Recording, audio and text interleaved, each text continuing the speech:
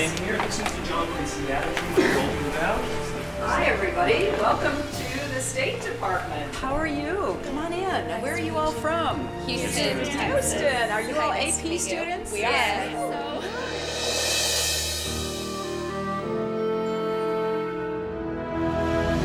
I am Hillary Clinton, the 67th Secretary of State of the United States of America.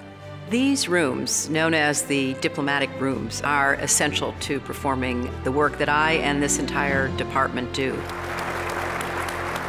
These rooms are not only reflective of America's history, but of America's values. One can walk through here and feel like you're stepping back in time to the beginning of our country, to our founders, to their incredible vision of what the United States would be and what we have become.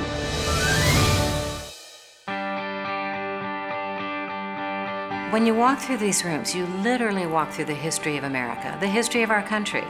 Each object has two stories, not only the object, how it was created, what a fantastic work of art it might be, but also the story of the patriot who might have owned it. I am delighted to tell you about this magnificent desk in our collection. It was made in Newport, Rhode Island by the Goddard Townsend School of Craftsmen. And in fact, this desk is actually signed and labeled John Townsend, Rhode Island, 1765. These rooms are amazingly filled with these pieces of our history and that tell the story of America. Over the mantel in the Adams room, very near the Treaty of Paris desk, is a painting of the year before, 1782. It was a painting that was done by Benjamin West. He invited all of the signers to come to his studio in London, and it's an incomplete painting. The British commissioner and his assistant never came. They'd given away half of North America.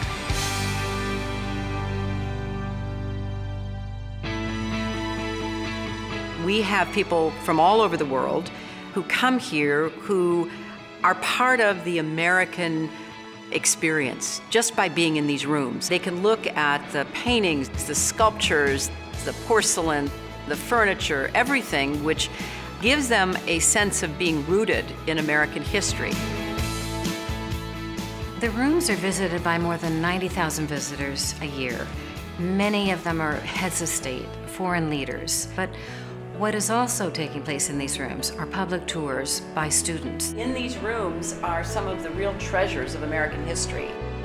This is the desk on which the Treaty of Paris was signed. To actually see an object where our Revolutionary War ended and our independence began makes it very real. Oh my gosh. I think it says to young people, you have a great history, you have a proud history, and it is incumbent upon you to carry that history, to carry those ideals into the future. And every occasion that the Secretary comes up here with a visiting dignitary, they are taken aback when they walk through that door. That all of a sudden there's a pause, just a slight pause, and they look around that room and they realize, I've been brought to a place that's very important to this country. And I love that moment. I really love that moment.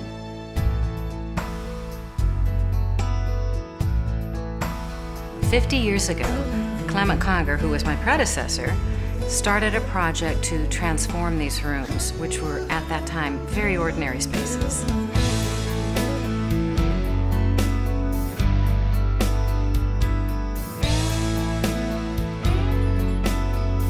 These rooms are completely paid for and furnished by private donations. The Patrons of Diplomacy is our effort to reach out and include people today who wish to make a contribution to keep these rooms going, to make sure that they remain as beautiful, historically significant as they are right now. We continue to have to raise the money to conserve the collection because unlike a museum, it's in use every day. So we close during the month of August, conservators come in, and they really go from piece to piece. I've been doing this role for maybe about 35 years, and in June this year I'll be 88 years old. We have clocks in the collection that get wound every week. Some of them chime, as you can hear now. I'm the guy who keeps the place running on time here. Well, he's obviously doing a great job. I don't think you can know where you're going unless you know where you've been, and I want more Americans to really relish and understand what we stand for, who we are, and these rooms bring that to life. By being a patron of diplomacy, you're helping to create and preserve the art of diplomacy every day. Every day is a pinch me moment for me in this job because there's no higher honor than representing my country. So it's good to be reminded every single day about what I stand for and who I represent and how really lucky we are to be Americans. So to have you here and studying how our government works and where all these great values and ideals that we cherish so much came from is just music to my ears.